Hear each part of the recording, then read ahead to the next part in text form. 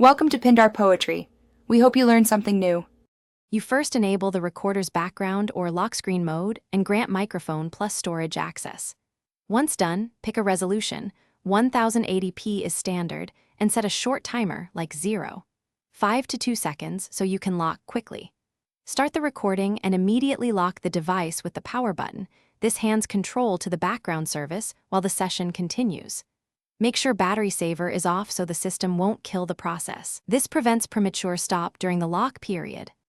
Once the device is locked, the recorder must run as a background process, so make sure battery optimization is disabled for that app.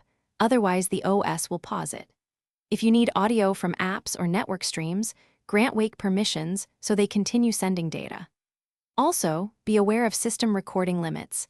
Some devices cap background video at a specific length, so plan around that by recording in segments or using continuous upload. If you need controls, assign a hardware button shortcut before locking. To finish, unlock and stop the recorder normally, or use a pre-configured hardware shortcut if your device supports it.